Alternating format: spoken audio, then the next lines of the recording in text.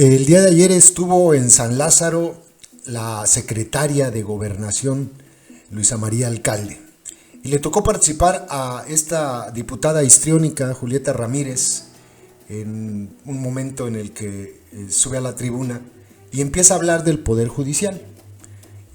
Después responde la secretaria de Gobernación a lo que ella le plantea y toca el tema justamente del Poder Judicial, porque es el único poder que no ha podido controlar el más infame de todos los merolicos que hay en el mundo. Y miren, en el mundo hay muchos merolicos, pero este al que me refiero es el más infame.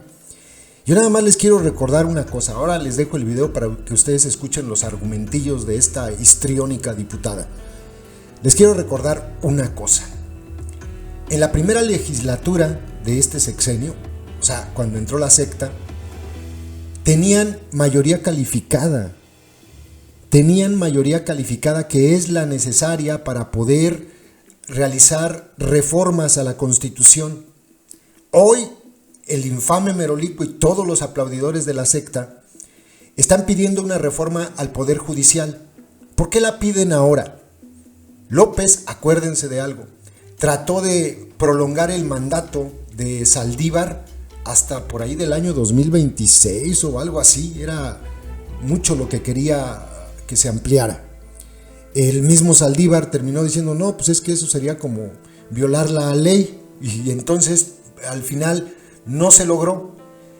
Hubo un cambio en la Suprema Corte de Justicia. En ese momento era él el ministro presidente, o sea, él tenía la batuta. Hubo un cambio y López pretendía imponer a alguien de sus afines, todos lo sabemos, la ministra pirata Yasmín Esquivel, para continuar mandando reformas a la Cámara de Diputados, a la Cámara de Senadores, que si las echaban para atrás o había acciones de inconstitucionalidad contra ellas, llegaran a la Suprema Corte y las desecharan. Así fue como trabajaron durante el tiempo en el que estuvo Saldívar. Eso era lo que ocurría. Pero, oh, mala suerte, resulta que no llega Yasmín Esquivel, sino Norma Piña. Y entonces, a partir de este año, en enero, que fue cuando se dio el cambio, López y todos sus paleros emprendieron esta campaña contra el Poder Judicial y diciendo que urge una reforma a la Constitución, urge reformar el Poder Judicial, urge. A ver, pudieron hacerlo.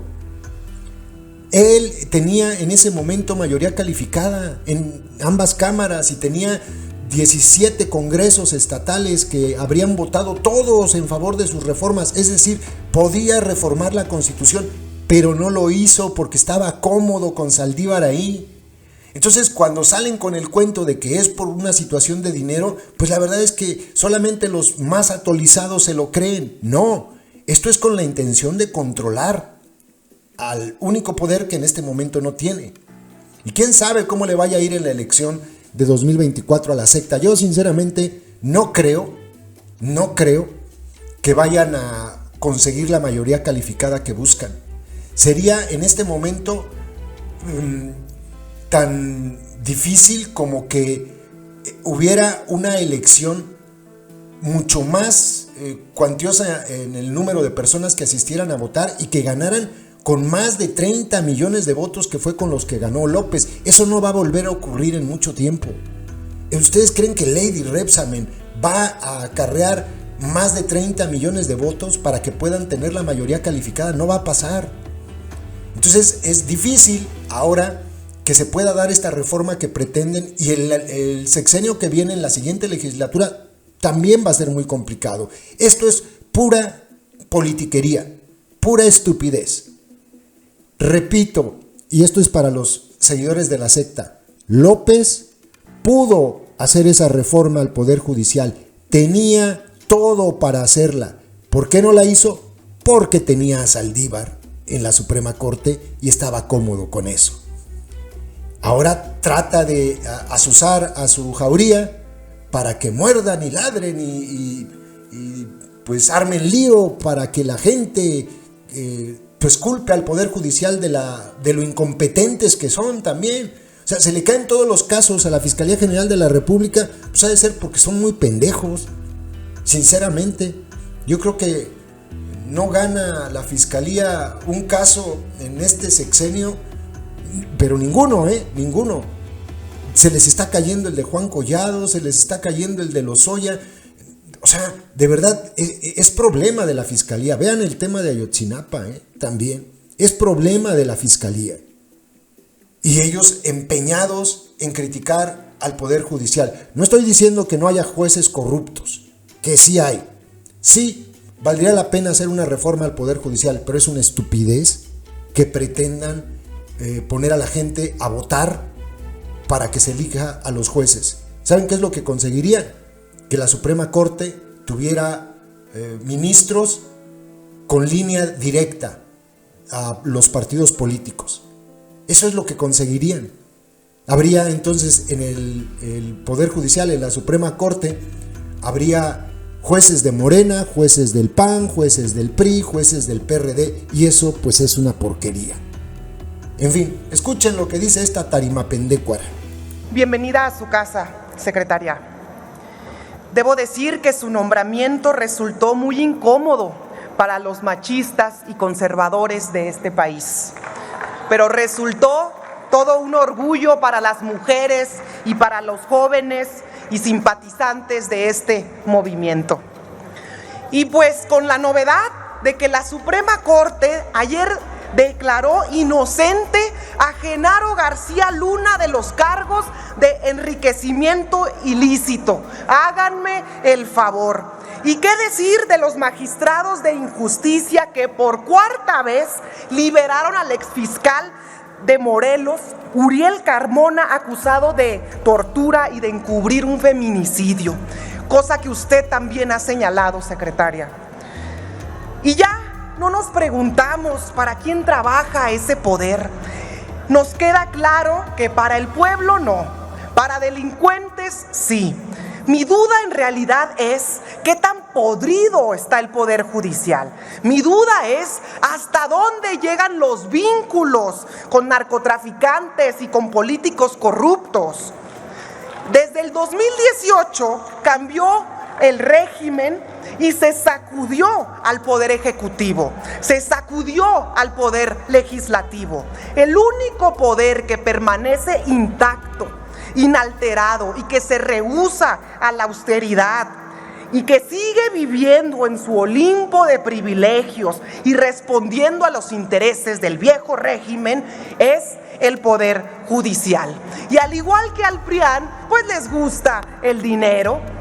Ganan más de 300,000 pesos, aguinaldos de 600,000, suburbans renovables cada año, pensión vitalicia, seguros de vida, fondos de retiro, fideicomisos. No, hombre, urge una reforma al Poder Judicial. Necesitamos mejorar el sistema de justicia en México. Necesitamos que la justicia llegue al pueblo, al campesino, al obrero, a las mujeres. Una justicia que llegue rápido a los niños cuando los jueces les quitan sus libros de texto. Que no haya impunidad para los corruptos y narcotraficantes vestidos de presidentes de la República como Felipe Calderón. Esos deberían estar refundidos en la cárcel. Lamentablemente, la cárcel es solo para aquel que no puede pagar por su libertad. Basta de una justicia privatizada. Institución que no se reforma, se deforma. Y ya el Poder Judicial está bastante deformado con la liberación de Rosario Robles, la liberación del Güero Palma. El Poder Judicial es la actual trinchera de la derecha. Y como están nerviosos de perder sus privilegios, yo le pregunto, secretaria, ¿qué piensa usted de las palabras de la ministra Norma Piña, que asegura que sin el presupuesto, sin el aumento al presupuesto del Poder Judicial, las elecciones del 2024 no van a ser pacíficas?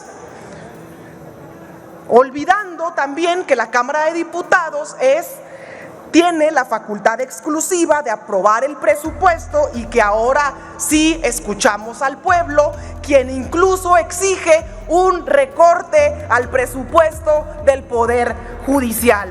Favor de concluir, diputada. Le pregunto, secretaria, ¿es este un berrinche o una amenaza de la ministra presidenta del Poder Judicial, Norma Piña?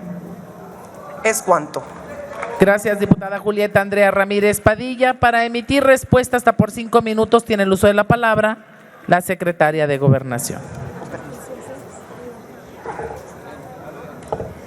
Le agradezco mucho a la diputada Julieta del partido Morena sus preguntas.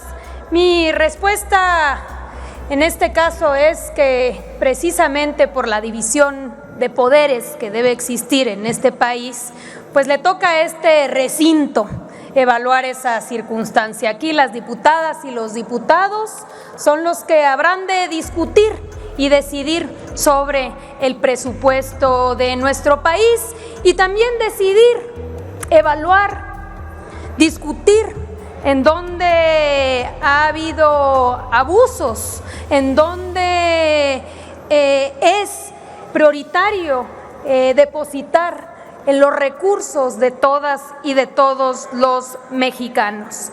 Nosotros hemos venido reivindicando una circunstancia y es que esa división de poderes debe ser respetada por todas y por todos, pero nos queda claro que también la vida pública debe ser cada vez más pública, que cuando se cometen excesos o cuando hay jueces o magistrados que no están actuando con la imparcialidad debida, debe de transparentarse. Y por eso, como ustedes saben, desde las conferencias mañaneras se ha establecido un espacio de cero impunidad, porque vemos, y sí vemos, tanto ministros como jueces y magistrados, que no están tomando decisiones con apego a principios jurídicos, sino con apego a principios ideológicos, y eso no puede dejarse pasar. Es importante destacar, porque también ha sido pública la intención del Ejecutivo Federal de en su momento presentar una iniciativa de reforma constitucional, porque sin lugar a dudas consideramos que se necesita una reforma profunda también para el Poder Judicial. Se han cambiado muchísimas cosas en estos ya 5 años de gobierno y hemos logrado implementar una política de austeridad. Hemos reformado las leyes, pero también es evidente para nuestro pueblo que no todos han cumplido con esas nuevas normas. Lo sabemos porque, como ustedes saben, el propio artículo 127 de la Constitución ha señalado que ningún servidor público podrá recibir remuneraciones por el desempeño de su función, empleo, cargo o comisión mayor a la establecida por el presidente de la República. Pero hoy ese artículo constitucional no se cumple, y no se cumple por aquellos que deberían estar vigilando la Constitución. Esta circunstancia tiene que abrirse, tiene que decirse, y no tiene que ver con ni golpear ni violentar a una institución como el Poder Judicial. Al contrario, esto significa que se cumpla, y que un poder le exija a otro que se cumpla también con la Constitución. En ese sentido, seguiremos insistiendo en que el Poder Judicial sea un poder autónomo que respete al pueblo de México. Muchas gracias.